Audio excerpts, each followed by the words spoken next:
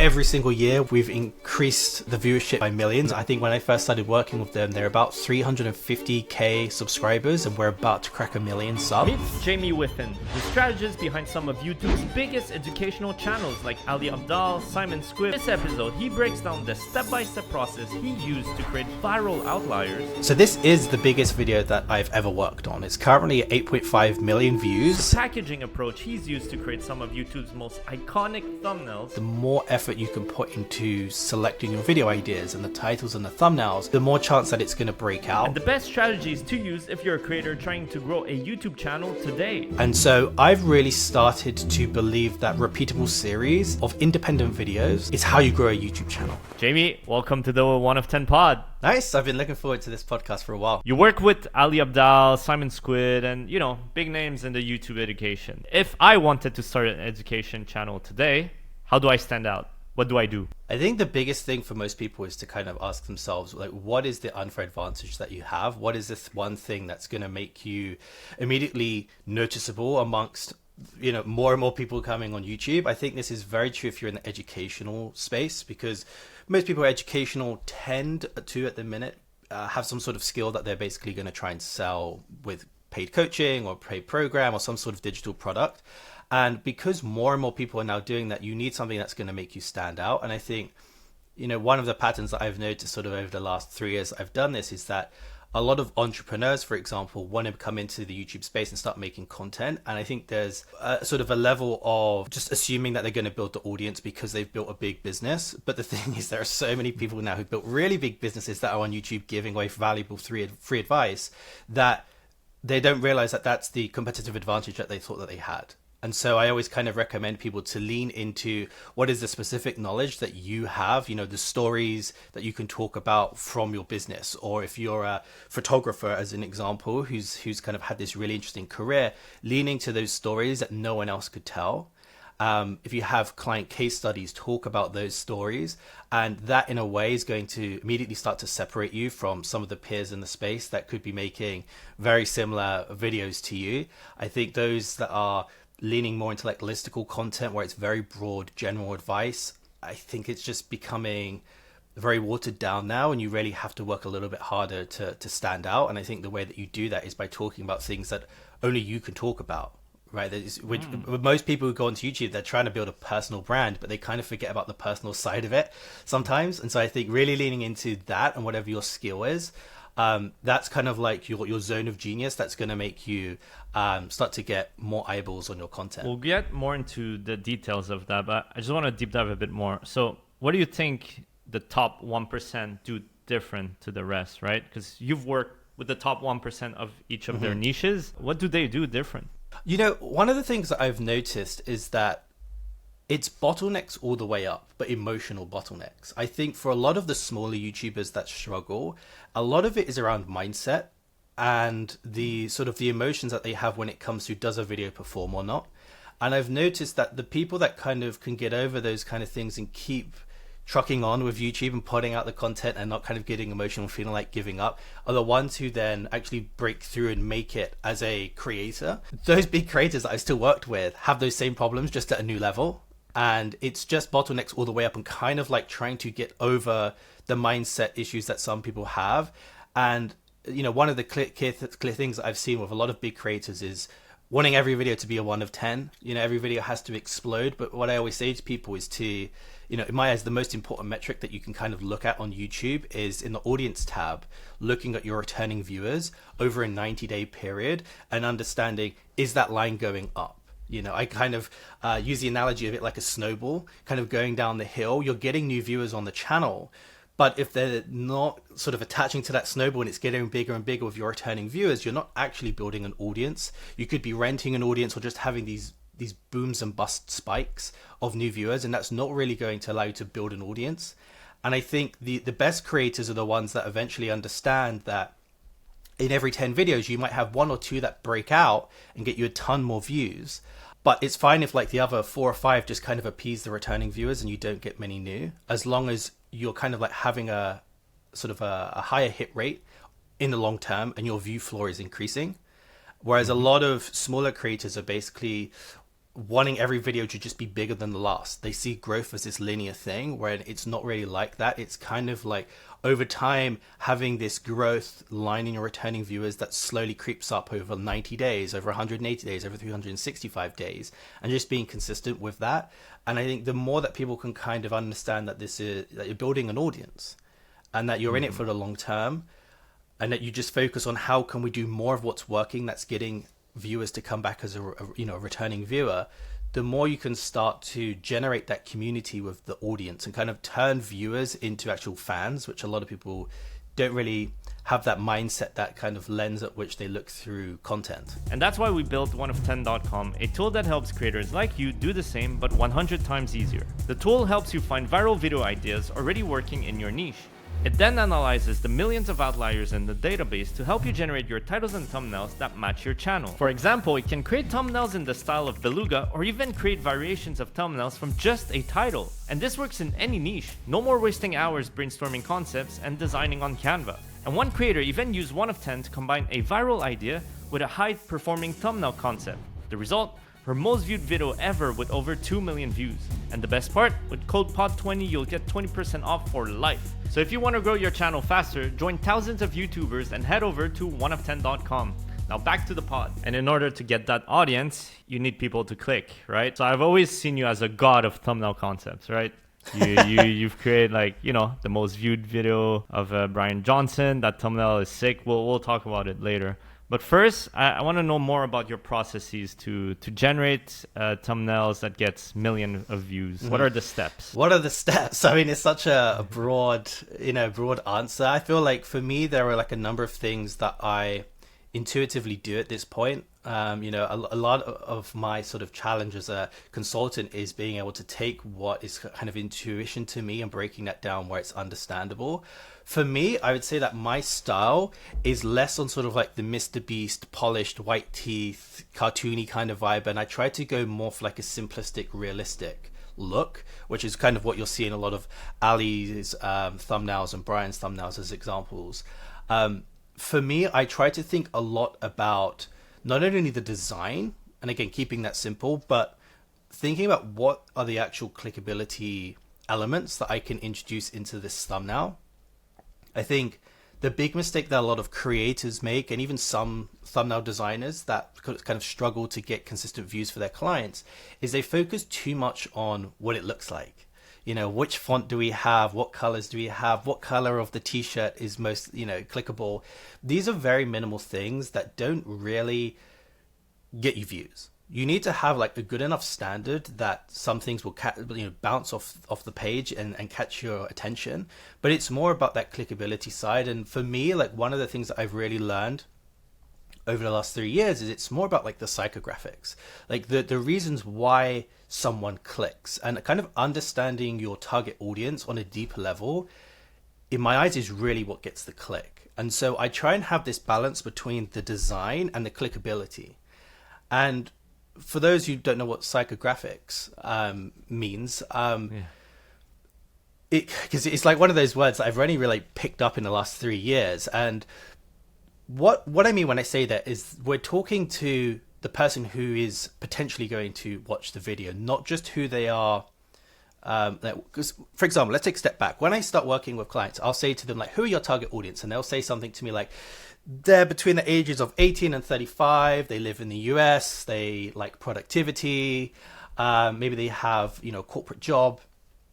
And it kind of just stays there. And I feel like that's very surface level. I think that you kind of have to move beyond age and gender and things like that, more into what they believe, what they care about, what motivates them, what they aspire to, and how they see themselves.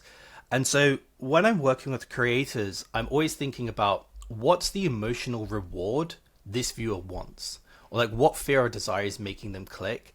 And a lot of times, actually, it's around challenging their identity on who they want to be or who they think that they are, and how your video can help them become the person that they want to be. And the more that you can try and kind of position your video in a way that reinforces the identity that they want to have, or that maybe they are scared of remaining in that identity or feel ashamed of, a lot of times that can compel people to click. And for me, that is what I have seen has been the thing that's really driven performance on YouTube when it comes to the packaging. And so it's not really just about, is this a good title or does this thumbnail look nice? It's about what are their expectations before they even click on the video? And then does that hook also reaffirm that they're going to get that answer within the video? And I think the way that you're able to kind of like increase your hit rate in terms of getting more videos that break out is by understanding those psychographics. And it's one of those things that you can kind of just run it through ChatGPT and say, this is my general audience. What are some things that they would, aspire to have, or what are some fears that they would likely to have? And it can be quite accurate. But I found that the best way of doing it is over the long term, running a lot of A/B tests with different power words and phrases that might stand out in the title that get them to click. And once you start to identify what those click triggers are, it kind of goes in your toolkit. Like for all of my clients, we have a very in-depth document that talks about all of these things, where we list all of that sort of the title patterns that are working for us. And then if there's a particular word that resonates for us, we start to find other words of saying it. For example, for GrowVeg, one of my clients, we had loads of videos that did very well with the framing of using the word masterclass. So we'd have tomato masterclass, how to grow perfect tomatoes in 90 days or something like that. The word masterclass implies that you're going to get steps A to Z. Everything's going to be explained to you and it's very in depth. This is a master teaching you something. And so once we started to pair that with words like blueprint, we started to see that blueprint did well. Likewise with things like roadmap. Roadmap also started to perform well.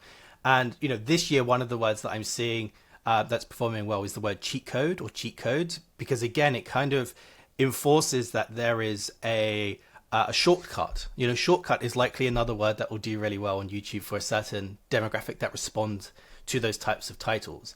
And so the more that you can kind of tap into why people click, the easier it is for you to actually start creating content for them. And I think the big mistake is a lot of people create what they want to create and not what their audience wants to see. We can look into this example of a video you work with Simon Squibb, right? It took 30 plus years to realize what I'll tell you in 26 minutes. How did that video come about? How do you come up with the thumbnails? How do you start with him? Yeah, so this video did very well for Simon's channel. We had 3 thumbnail variations, which I'll walk you through. But it took off very quickly. Ended up getting 270k views in the first 7 days, which was 5.8 times the channel's average views, which was, obviously a great result to get. And the reason that we ended up working on this video, which was a solo video for Simon, it was Simon talking to the camera and showing his expertise, was because when I was on the call with the team, like I said earlier in the podcast, I like to look at the returning viewers chart over the 90 days to for me, it's kind of like a health check. I just like to see, are we actually growing, or are we having a revolving door of viewers that we're not able to retain? And one of the big things that immediately stood out to me with Simon's channel was we had tons and tons and tons of new viewers, but not many returning. We had a bit of a baseline, but it wasn't huge. And in my opinion, there are a few reasons for that. Simon has the Blueprint series, which is where he will basically have big guest collabs like Richard Branson, Alex Hormozy, Iman Gadzhi was a video that I worked on with them. And these obviously all bring all of their own viewers, right? They're there for Iman, they're there for Richard Branson, they're there for Alex. But once the video is over, do they stick around? And we actually found that they weren't really sticking around because they're there obviously for the guest, but Simon is more of a host, right? And I see this as a problem with people who like book a one-off call with me and that they kind of have a channel that's about podcasting and they're unable to sell their own services. And the reason for that is because they are the host, the guest is the person who's being interviewed. They're showing their expertise and the host has sort of given their authority over towards the guest. And so the podcast host is then just kind of the facilitator of the conversation. And unless you're doing a very good job of being able to have a conversation and less of a back and forth interview, you don't build your own expertise and your own brand. And I think with Simon's case, he is a very smart guy. I've met him a few times and whenever you speak to him, you learn a lot. But in the Blueprint videos, you don't get as much of Simon's opinion as you do the guest, because usually they're writing down their perspective on how to grow a business or how to build a social media following or how to get your first 5 clients or something like that. And I think that was part of the problem, is that every single video, because they were heavily skewed towards the Blueprint series, they weren't having a ton of returning viewers. And on top of that, with the returning viewers issue, was you've got to have consistency of topic. And a lot of these videos were around like how to start a business. But if video 1 is like how to start a drop shipping business, and then video B is like how to start, a sneaker business, reselling business, and then the next video is how to start a coaching business. These are all completely different business models. Yeah. And so if you're someone who wants to watch the drop shipping video, for example, you're then not likely to click on video B and C. And so there was an issue there in that we needed to go big picture and talk about things like sales. Because when I was looking at Simon's biggest videos, 30 years of business knowledge in 24 hours and 26 minutes, which another YouTube strategist, Jamie Wasserman, worked on, that's got 13 million views. And that's because it's so broad, right? Like anyone who has business or wants to get into business can watch that. And with another one of Simon's big videos was 10 steps that will turn you into a sales machine. Anyone who wants to grow any business can click on that video because it's talking about sales, which you need to have a business. And so I was seeing all of these patterns. I was like, we need to get Simon to do solo videos, and we need to try and broaden it up because we need to basically increase the amount of returning viewers that are coming onto the channel and actually build it around him and kind of move away from the guests. I think guests are great because you're obviously getting a huge amount of new viewers onto the channel. But if you can't retain them, you just have that revolving door. Ooh. And so with this particular video, it's still accelerating to this day. I think it's like the 5th or 6th biggest video on his channel, and it's still getting crazy views per hour. Yeah. I think it's going to continue to be like probably one of the biggest on the channel. I think one of the things that we sort of worked on when it comes to things like the outlier strategy here, which obviously 1 of 10 is known for, is basically remixing proven concepts from across YouTube into a tailored spin-off, right, for Simon's audience in this case. And in this case, this video wasn't a lucky hit. It was very much engineered based on high-performing outliers that had done well. And so when we were researching, I found 2 big title patterns looking at a lot of different videos out there. The first was reflective and knowledge condensed into time. Obviously, Simon's biggest video is that, but there were also a lot of other videos that had done very well. So there was this YouTuber who was really, really small, and she had a video called "It Took Me 30 Years to Realize What I'll Tell You in 10 Minutes." That had 4.7 million views, and it was a 100x outlier for her. And then there was another guy who'd made a video like 2 weeks prior to that, and that title was very similar. It was "It Took Me 40 Years to Realize What I'll Tell You in 8 Minutes." And that was 1.6 million views with a 100x outlier. And both of them had just the face of the YouTubers, and I'll give you the thumbnail so you can show them on screen. They both had at the bottom just this text that said, "Don't waste your life." And so the second thing that I found, was a title pattern across not just these 2 videos, but a few others, was it being urgent and actionable and kind of avoiding these missed opportunities. And so I decided to take that video and build at least one of our packaging concepts around that, because it had clearly broken out all these smaller channels. And so with Simon's brand, it was obviously going to land quite well with his audience. And I think that emotional hook kind of just hit people straight away, and the video took off. So that's how you came up with the "Don't Waste Your Life." And out of the 3 variations, which one won? Yeah, so the one that actually won was this one right here, which says "Wake Up" on the front of the thumbnail, which was a very different concept, and that came from another outlier that I had found in the 1 of 10 app, which was from Simon Alexander Ong and Mark Tilbury. They both had titles which was like, "I'm 40, if you're in your 20s or 30s, watch this." And Mark's was, "I'm 57, if you're in your 20s, please watch this." And he was holding up this whiteboard that says, "You have no time left." And so that's why I decided to really lean into "Don't Waste Your Life" with the same arrow. That one was actually the worst performing of the 3. The "Don't Waste Your Life" and the "Wake Up" were the best performing. But "Wake Up" won, and that was something that we noticed in Simon's video. In another Simon's video, I should say, Simon Alexander Ong's video.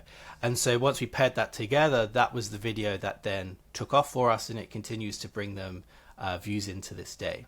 Okay, yeah. So it's interesting what you said about bringing in guests on Simon Squibb, and then leaning maybe less on that front and more of himself, right? That's what you push him to do. I'm curious, what do you think we should do here at the 1 of 10 pod? Because I'm trying to figure out how to go higher than a 10K views floor per video. What do you think we should do here? Yeah, I mean, like looking at your biggest video, it's the one with Will Tennyson, right? And that was very different from the podcast. That Indeed. Was being in person and more of the starter story style. Yeah. Like, I definitely think you should be mixing it up and including that, or at least having a second channel, just because you have two very different formats if you want to continue to do both. I think the key thing is maybe for the guests that you have on that use 1 of 10, getting them to go more in depth on like how they actually use it from like a technical point of view, rather than just talking about like, hey, I use the 1 of 10 tool, but actually showing how to use it, because that's, I guess, your goal for this channel is to get people to use 1 of 10. And it's nice, you know, for us to kind of mention that we do use it, but I think for a lot of people actually seeing it will probably convince them to take the free trial and actually experiment with the content. Because, you know, similar to Simon, the issue that you guys have is that you're having a lot of people like myself come on and talk, but we're the experts here, right? We're the guests, and we're being interviewed, which makes it harder for you and the team, the 1 of 10 team, to show why we should listen to you or use your tool or book a strategy call with you guys. And so I think the big thing is like, how do you balance that out? And you can either try and change the podcast format to accommodate that, or you embrace different types of formats on this channel. What kind of different formats we could do? I mean, I would go down more of the case study route. Like you have strategy calls with loads of different clients. So as far as I'm aware, you don't make any of those types of videos. So again, like lean into the stories, show how you use the 1 of 10 tool to actually break out. And what do you think of our thumbnails right now on 1 of 10? I think you do a good job in brand familiarity. I think that if you're a fan of the 1 of 10 podcast, you're going to recognize the patterns that you have within your thumbnails, with the blue banner at the bottom and either the white grid or the blueprint grid. I think that works.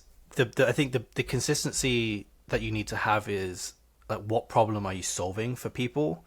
And if it's always about how to get your first few videos sort of off the floor and starting a channel, that might work well for beginners, but are beginners going to churn very quickly with 1 of 10? Like maybe it's too expensive for them when they're at the beginning stages, and so you might decide, actually our target audience is more intermediate to expert YouTubers, and so you get more technical with your content and the topics that you talk about.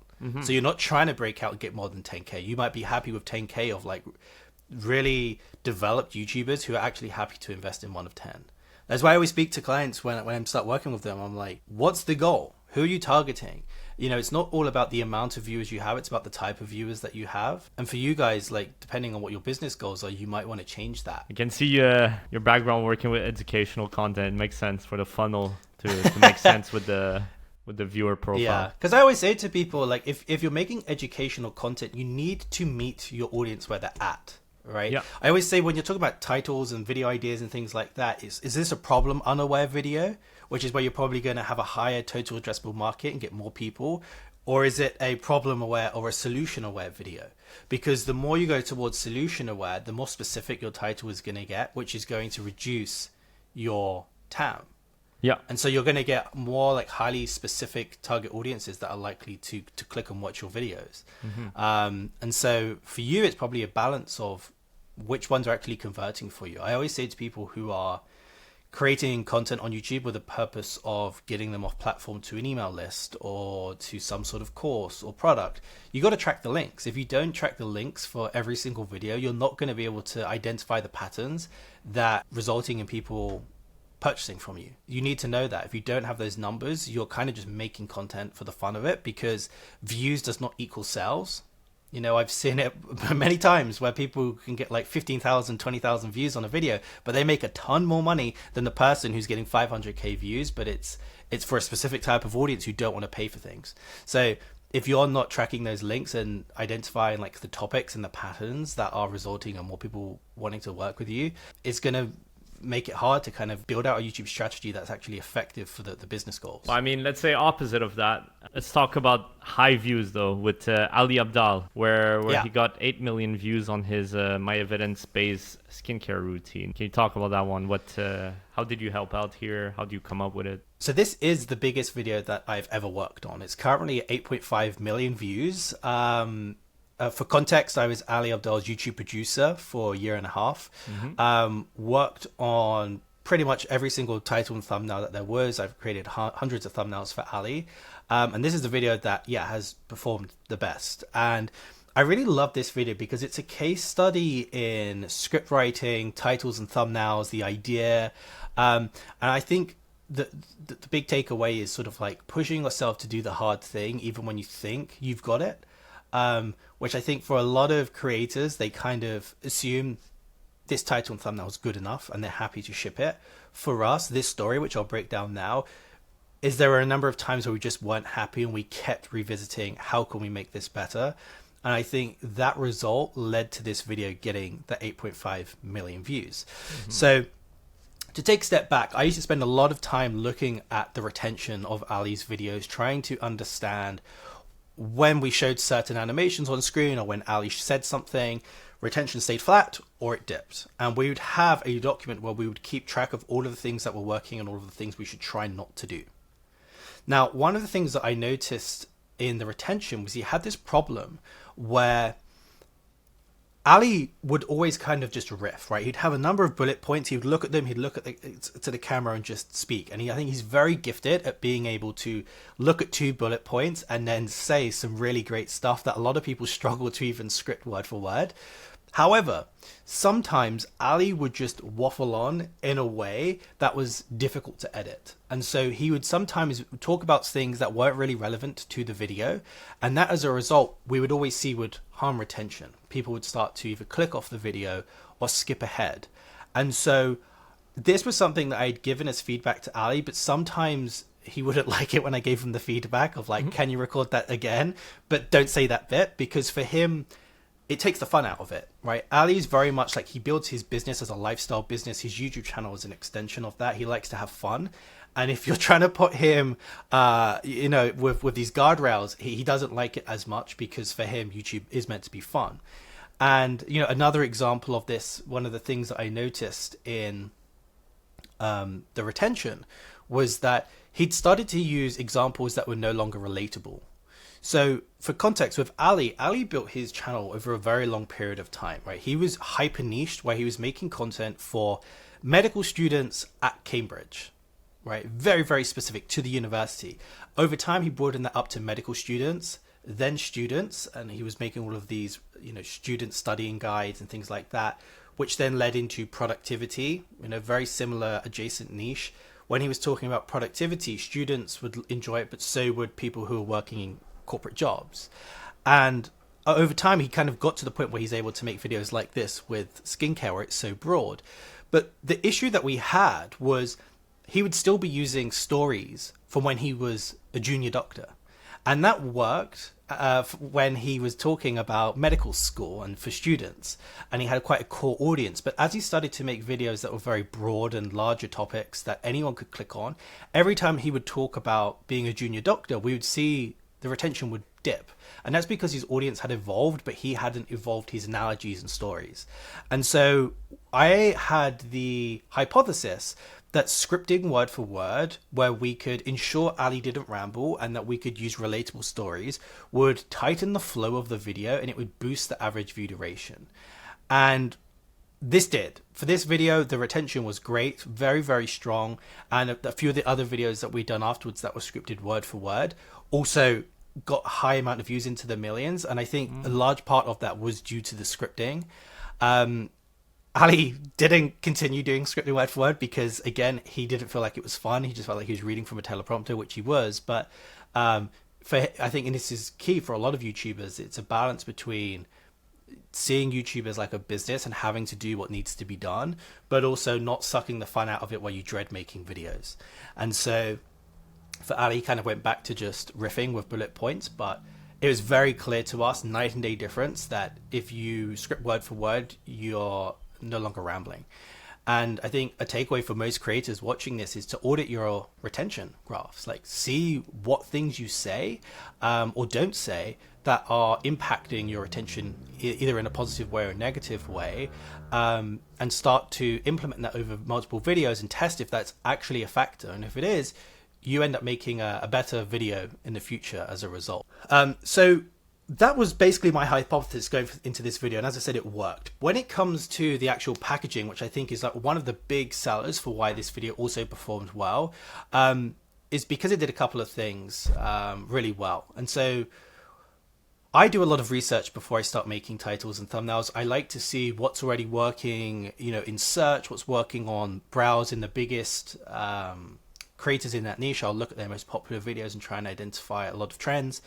And some of the things that I noticed were the trends in the skincare niche were a lot of before and afterwards. So a lot of, having poor skin, loads of acne and grime, and it just not looking very clean, to then having perfect skin. The word glass skin was mentioned quite a lot in those thumbnails because it's very aspirational. It's what people want when they're in this position where they hate what they look like, right? Again, talking to the Psychographics, I think that's what this video did so well, was that transformation from the state that they are in, which they are not happy with, to the state that they desire. And I think that before and afterwards in this thumbnail communicated that very, very effectively.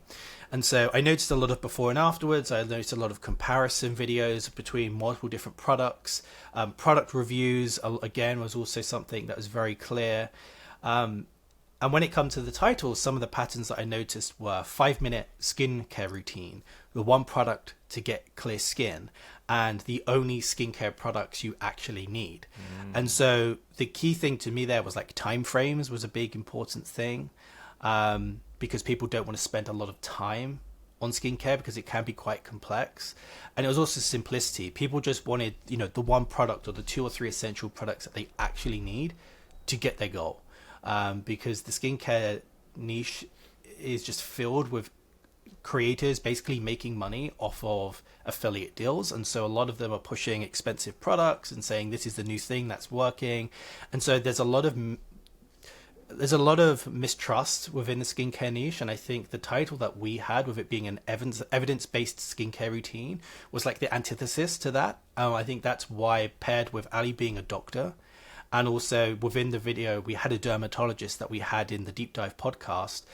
It just showed that, this is a video that's unlike any of the others that you'll see in the skincare niche. It's backed by doctors. We used a lot of studies and information within the video. And I think that played into how people perceived this video. So let me walk you through the process that I went through here. So I did all of that research in the skincare niche, but I also like to look at other niches that were doing quite well. And one of the things that I noticed was that these 2 videos at the time were doing really well from Leon Hendricks.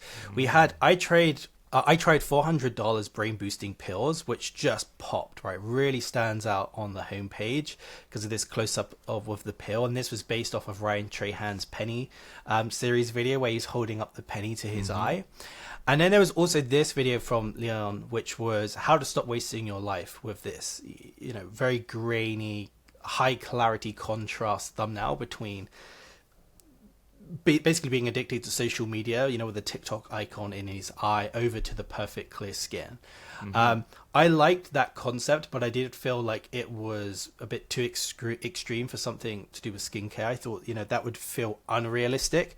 And as I mentioned earlier in the podcast, I like to go for more realistic, simple thumbnails that are believable. And so this was kind of like a large inspiration for why this video for why I thought this thumbnail would do well. But actually, there were many thumbnails that we created first of all that just didn't perform. And so the first step is actually this one right here. So I'd spent time like sketching what I thought that would look like. It's not a great drawing, but I really like the idea of using pen and paper or pencil and paper and kind of being free flowing compared to jumping straight into Photoshop, because when I've done that, I've found that I tend to just start making the thumbnail as opposed to seeing it as a mock-up. And so I liked doing this. Unfortunately, I only have this drawing to show. I did have others. You know, here is another mock-up, right? This is terrible, right? And this is the point with with thumbnails, is it's not meant to be the final product, right? Yeah. Ali really wanted to see mock-ups like this, and I had multiple, but this is the only one that I could find on my hard drive. And you can see, like, it's terrible, right? It's in the bathroom. It's Ali holding up the product to kind of like give us a bit of an idea. But this shows what it could have been. Right? Like it had the packaging been this, let's say, which could have been, right? Skincare routine, you're in the bathroom, could have been him holding 2 products and that's it, would not have had 8 million views. That's what people need to understand, how important packaging is.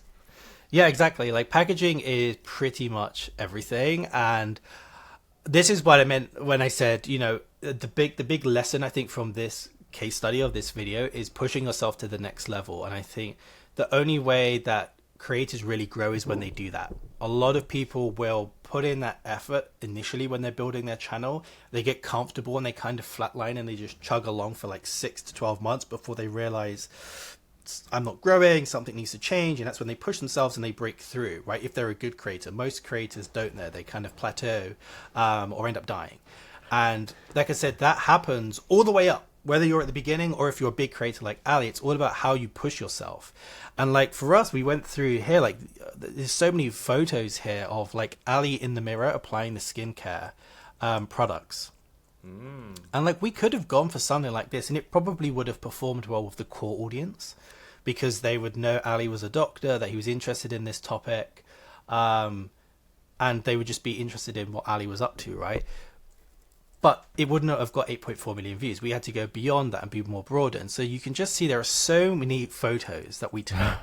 And I'm a big believer in like take more photos than you need. Don't just take 2 or 3, which a lot of people do. Take hundreds. This is why I take so many and I bring them into Lightroom. And I just use this little button down here to like quick select the ones that I think will be really good. And then I'll just come in here and click quick collection. And then I start to like sort them down. I'm just going, that one's not good, that one's not as in focus, that one has, you know, this part of the shirt shown or something like that, and I'm whittling it down to like 2 or 3 thumbnails that I think are the images that I think are the best, that we could then move onto with Photoshop and build upon it.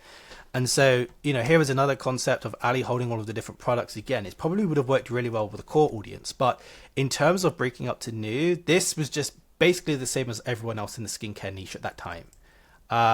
Just not good enough. And so I just wasn't happy with this. And, you know, that's when I come across Leon's stuff and I thought, why don't we do a close-up of Ali's face and really show that difference? And so that's when we had all of these thumbnails. And so I just used an iPhone for this. You know, I wasn't even using a DSLR or anything like that. I was just taking loads and loads of photos of Ali, and I decided, you know what, the glasses are too much of an issue. So I got him to take his glasses off. So we could just really focus in on his skin. And like we just going through here and I whittled it all the way down. I cropped in, and then I started to color grade the photo in Lightroom. I took that into Photoshop. And then I used the Google Images in Yandex, which I think Yandex is a great search engine if you've never used that before. You can get a lot of really high quality photos there that you just won't find on Google. I think it's like a Russian search engine. It is. But it's great if you're like a thumbnail designer. I would really recommend that. You can find a lot of assets. And what I basically did was I just brought them onto Ali's skin, and you can see like when you zoom in, it's kind of poorly made, right? I was trying to mask this as best I could, but I was just using the brush tool to basically just mask this in and played with the colors to get this to just looked like it was real and it was on Ali's skin. And I just took all of these real photos of acne on people's faces and merged that in, and that's what created this split. You know, and I like darkened them up a little bit more, and like you can see on this side it's really smooth. And so like one of the steps that I tend to do quite a lot when I'm working on thumbnails is I'll take it to an iPhone app called Facetune. I think Facetune is great for a lot of little tweaks like brightening the eyes or the teeth or smoothing the skin in this case. Playing around with the color correction I think is a little bit easier than doing everything in Photoshop, and so I tend to use both of these tools. And in this case I created this really smooth skin Ali to kind of help with that juxtaposition between you know, desired state and current state. And by then applying that, I could then adjust the opacity to basically change the strength of that smoothness effect to kind of get it to the point where it would look realistic. And that's where I ended up with this. Now, I spoke to Elizabeth Phillips on the team. She herself has a great YouTube channel of really good thumbnails. And she made a really good point to me, which was, I think that this thumbnail should be flipped. Because we're going for a before and afterwards. It makes more sense for the before to be on the left because of how we in the West tend to read left to right, top to bottom. And I thought that's a great point. And so we flipped the thumbnail. And that's how we ended up with this particular image. Yeah, it's so cool to see the behind the scenes. That's amazing. Yeah, a lot of people kind of think like, for Ali and for other big YouTubers, we just launch with these videos and these thumbnails are perfect and we know exactly what we're doing. But a lot of the time it's spending hours and hours and hours on getting that right. And like I said, the more effort you can put into selecting your video ideas and the titles and the thumbnails, the more chance that it's going to break out. I think, especially for creators because I have people who book calls with me and they're like, I want to blow up on YouTube. I've spent so much money on the script writing and the editing and all of this kind of thing. And I think that's great, but a lot of people spend a lot of time trying to improve the content, but their titles and thumbnails suck and they spend no time on it. And I think when you're smaller, it's better to spend more time on the idea, title, and thumbnail, because that's what's get people to click before they even see the amazing editing and script writing that you might have. And it's this pendulum shift, right? Like you've got to do both. It's not just having amazing thumbnails and poor content or great content and poor thumbnails. You've got to have that mixture. But I do think for majority of people, they should be spending more time on their packaging than what they currently do. 100%. That's why we created 1of10.com. And before getting into that, let me tell you about how the 1of10 strategy team can help you grow your channel much faster and make more money. Our team has directly worked with over 100 YouTubers to grow their channels by optimizing their content, focusing on the right strategies. So for example, here's a video idea, title, and thumbnail that we crafted for Mike Shake that ended up getting 22 million views and being his most popular video of all time. Another example is the content strategy we built for Callaway, helping him go from 0 to 70,000 subscribers and grow a 6-figure business on top of that. And those are only just two of many creators the team has worked with in the past 6 years. So if you're ready to take your channel to the next level in the next 90 days with daily support, video reviews, winning ideas, titles, and thumbnails, and even 2 calls per month to answer all your questions, head over to 1of10.com/strategy to book a call. So that was really the thumbnail. When it comes to the title, there are a couple of things that we did. So I understood that we needed to, again, reinforce trust in the title, and that's why we had evidence-based as part of that title, because, again, it signaled that scientific credibility that we really wanted to speak to. And I think it spoke to that pain point of a lot of consumers of the skincare products, in that there are, again, millions on the market, various types of products, and it can just be very overwhelming. And so, again, like with Ali's background as a doctor, I think that gave him authority with Usama, who was a dermatologist in the podcast, in the episode. I think those elements really kind of helped for us to lead with that title and then mention it again in the hook, where people believed that this was a pretty credible video. The interesting thing that a lot of people don't know is that this wasn't the original title that we launched with. We actually launched with the title My Productive Skincare Routine.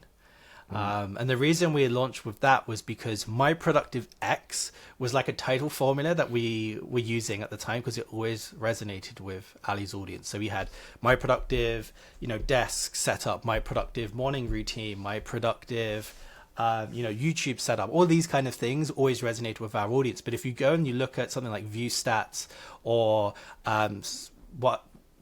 what's the other thing called? vidIQ, you'll see that inflection point goes crazy the second that we change it to the evidence-based skincare routine. And so I think it's key, like for anyone listening, if you want to apply kind of the lessons from this to your own channel, is to just think about, how can I make my packaging sell the outcome that the viewer wants? Again, speak to the psychographics. If you can learn what those power words are that gets them to click, that's always a bonus. And then if you can use authority, that's always a plus if you can put that in your title. And it doesn't have to be you. It could be an expert that you bring onto the video, or it could be studies that you mention to back up your point. And then again, like double the amount of effort that you put into your next video, and I think that you'll end up with greater success as a result. I guess we can talk about another packaging one that you got his most viewed video for Bryan Johnson. That's now at 4.2 million views. How I Fix My Terrible Posture. So that thumbnail has been replicated so many times out there. So yeah, talk about the behind the scenes here. How did you come up with that one? So that one again was looking at outlier theory. There was a great video from, I believe it was Jeff Nippard in the fitness niche. I think his was something like how to get bigger muscles or something like that. And I think it had like a before and after. We'll kind of show it on screen. That was really the inspiration for that thumbnail. And so I spent a lot of time working with Brian's team to get the right photos that would resonate. And we spent time looking at, what kind of arrows should we have on there to help emphasize the difference in his posture, using things like drop shadows again just to help those arrows pop, the different gradients again. Like for me, I try to keep things very simple, very glanceable, and that's why I think, again, just to reinforce that point, it's more about does the design of the thumbnail jump off the screen? Is it easily glanceable? I try not to have more than 3 elements. It's a 3-element rule. Of course you can break it, but for the most part, if you go above 3 different things within your thumbnail, it can start to make things a little bit complex. For me, I try and keep that in mind with every thumbnail that I'm making. I did that with Bryan here, and I think in terms of the title, How I Fix My Terrible Posture, a lot of people want to be in that desired state. They trust Bryan. The 5 habits, I think, is like a key thing. We know that habits for every niche tends to do quite well. And so I just think it was a perfect storm, and the video just continues to get more views as Bryan's audience grows. How do you come up with the arrows thing? Because that, I think, changes everything. It's like 2 years ago, so I'm just trying to remember the process. I remember that we didn't have arrows, and I think it was between Gwilym and I. Gwilym is someone who I worked with on Ali's skincare video and is now Bryan's YouTube producer, and so we would spend loads of time having conversations about like what this thumbnail should look like. And I remember us having a conversation saying like, this doesn't feel strong enough, because we just have this comparison, this before and after of Bryan having a sort of slumped over posture, and then this amazing straight posture. And we just decided, let's use arrows to kind of emphasize that point. And that's really it. It was just a case of feeling like this needs something else. You kind of just have that intuition when you've worked on enough videos. And so we made that change, and it worked. How do you start working with Bryan, actually? How do you come into that world? I think it was just Gwilym. I think Gwilym just reached out to me and was like, hey, I'm working on this new channel for this guy called Bryan Johnson. Would you like to come and work on some of the packaging? I said, yeah. And then I think we worked on like 13 videos at the beginning of the channel to kind of launch it. And yeah, like a number of them did really, really well and just immediately hit, which was great. And obviously, I can't take full credit for all of that. I think Bryan is just a very unique person. Probably like, instead of 1 of 10, he's probably like 1 in a billion. And he's, it was a perfect storm. Yeah, I like to hear those case studies. That's how you see the behind the scenes of how a video actually blows up. So those were for specific videos, right? But now you're also working with one of the fastest growing gardening channels. I'm curious, you speak about finding repeatable formats that can be used. How do you find a format that can be used again and again for views? Yeah, so GrowVeg was the very first client that I ever worked with after I started my own consulting business. And I'm still working with them 3 years later. And every single year, we've increased the viewership by millions. And as you say, they're the fastest growing channel in the world. Yeah. Biggest in the UK. And I think when I first started working with them, they're about 350K subscribers, and we're about to crack 1 million subs. So it's been a really nice channel to work on. And, one of the key things that I've learned over the last 3 years is it's about reducing the friction for your viewers to say yes to a video. And so I've really started to believe that repeatable series of independent videos is how you grow a YouTube channel. And so I speak about this a lot in a lot of my own videos. We can talk about it here if you want.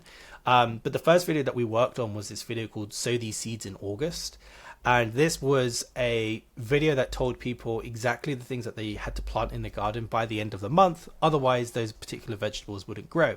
And this resonated hugely for them. I think in the first 24 hours, they got about 15,000 views, and we had 24,000 views in the first 24 hours. And then by the end of that month, it was up to like 600,000 views.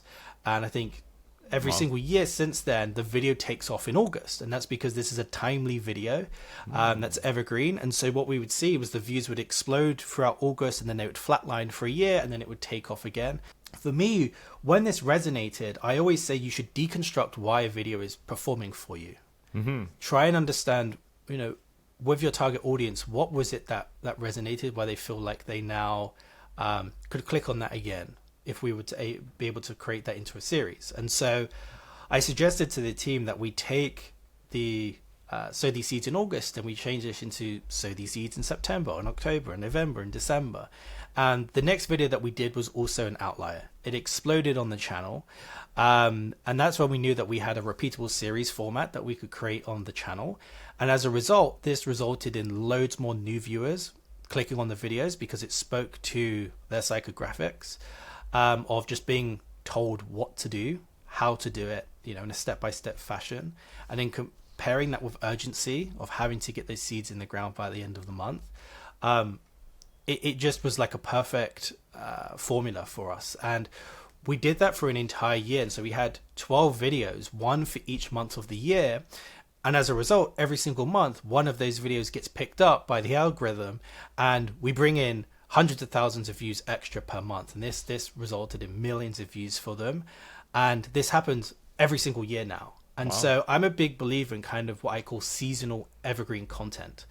And I always recommend to people, and people listening to this at home can do this, try and identify key moments in your niche's calendar. All right. So what are those key moments in the year where something happens where your target audience's attention is higher? And create high valuable content and release it around the time, right? So if you're someone who makes tech videos, you might decide to come at it with like a really interesting Black Friday video on how to get the best deals, as an example. If you're in the fitness and wellness niche, I always say to people, like, every single January, millions of people, set the New Year's resolutions to get in shape. If you was to release a video like Get Fit this January, your 30-day New Year workout challenge or something like that, it's going to be relevant every single year. And you can count on it bringing in thousands of new viewers right when they're motivated to start fresh. And so I think fitness just in general is a pretty evergreen niche. And so if you can create multiple videos like this, the channel is going to look pretty healthy over the long term. But you can do the same thing with like productivity. Every September, new students, are going into university. There's always a surge of interest around that time. So how to ace your first year at university, and then thumbnail text is like a guide from a top 1% student or something like that. That's always going to do well. Same things for like cooking. Can you do a Thanksgiving video? Can you do a Christmas video? Can you do a summer barbecue video? The more that you can kind of like lean into these timely videos, the better it's going to perform for you, especially if you can make it evergreen. So we've talked a lot about ideas, title, thumbnails, so the whole packaging side of things. You need to reaffirm the click, right? And I know you have a great hook framework. Can you talk about that? Yeah, so this was a hook framework that I developed over the last sort of year and a half called PVSS, right? It's an acronym. Ooh. And yeah, it's a good acronym, right? It's just very easy to remember acronyms. Like I need acronyms in my life and frameworks to kind of like help me remember things.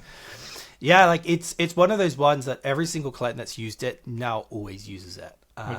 Because what I spend a lot of my time doing with my clients is like getting them to click, right? And once you start to do that, you really want to measure this first 30 seconds to understand, are we actually building on top of the expectations and showing them what they're going to get? And for educational content creators, this is the hook framework that every single time one of my clients has used it, we have seen that their first 30 seconds retention increases, and the actual AVD for the entire video does as well. And so the P stands for proof. This is where you need to show why you are a credible person to be talking about this particular topic, right? And it can be broad. You can kind of talk about yourself and sort of your identity. If you look at someone like Alex Hormozy, he does this quite often where he's like, I'm Alex Hormozy, I grew biz gym launch to like 100 million or whatever and sold it. Like, he's very broad, but you can also get very specific with your proof in that you can say, if this was a video on sales, you can say my sales close rate is 80% and blah, blah, blah, blah, blah, right?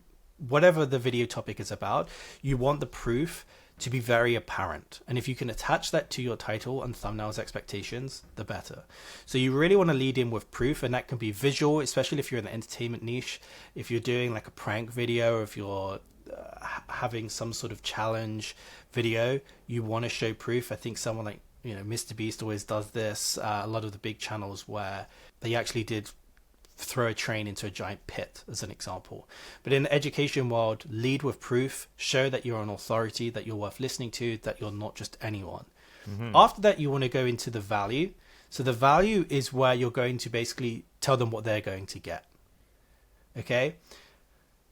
The structure is the second S. This is where you'd say it's broken down into 10 points, or there's 3 parts to this video.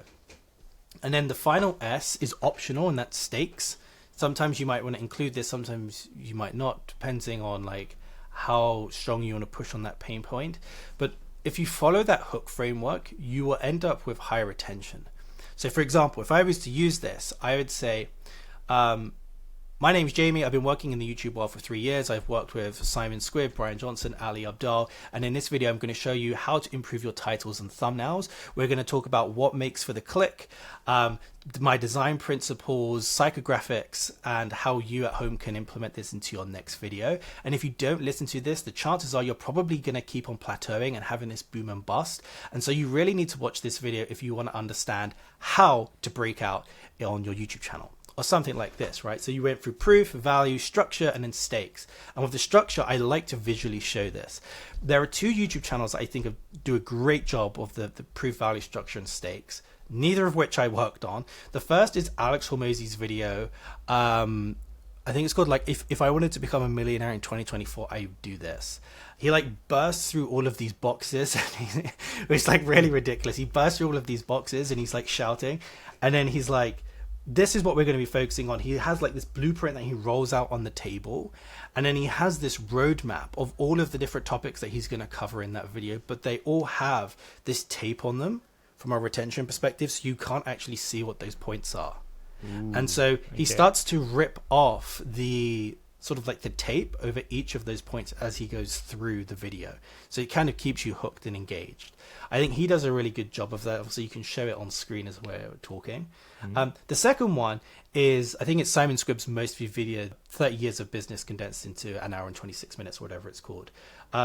Does a great job of, I sold my company to PwC. In this video, I'm going to cover these topics. He then shows the structure very visually.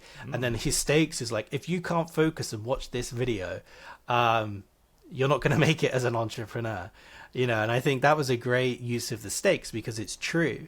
And I think for a lot of people, they realize, yeah, he's right. If I can't pay attention to someone who's accomplished, who's giving me the advice for free, then chances are I'm not going to make it as an entrepreneur. So I think those 2 videos are great examples of PVSS, even though they obviously didn't use my framework.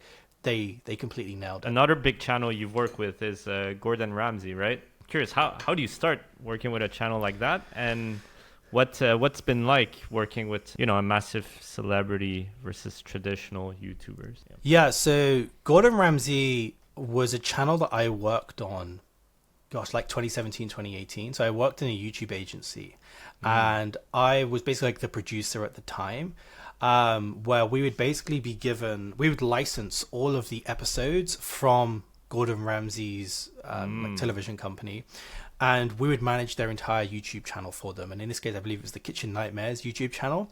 And so it was my job to basically watch Gordon Ramsay, which is a great job to have, right? I just got to sit there and watch him shout at people. But the purpose of it was to watch the episodes and try and find the clippable moments that we think would be great for YouTube. Yeah. And so these could be 3 minutes, it could be 10 minutes, 16 minutes. We would have to cut these up and then focus a lot on the packaging. Because obviously you got to earn the click. And so for Gordon, it was kind of like him stumbling across like a dead rat that was in a toaster or something like that, right? Okay. And so we would spend a lot of time cutting up all of the clips from those episodes and putting them on YouTube, and again looking for patterns across all of his episodes. And we do that for a number of the big clients out there. And so that was really where I started to learn more about like the business side of YouTube, and the commercial side when it comes to licensing different types of episodes that you could have with more traditional TV shows compared to creators. And so that's what I did for that agency for about a year. I worked on Gordon's channel, Graham Norton's show, and a few others. And we put all of those clips on YouTube and Facebook. To end this episode, what do you think is one piece of advice for a creator wanting to grow on YouTube?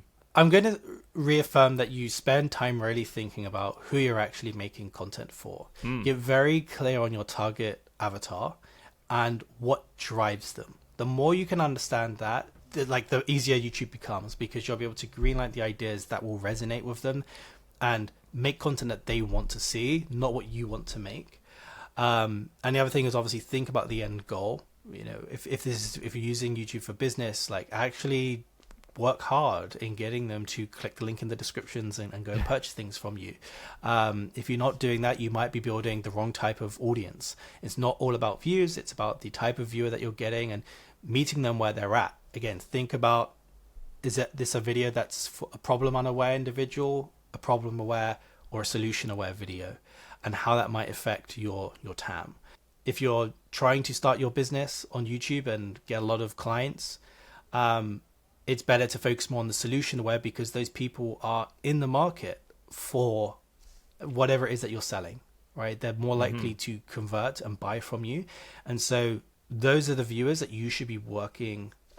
Those are the types of videos that you should be making to attract those viewers before you go up market to trying to just speak to everyone. Is there anywhere people can reach out to you?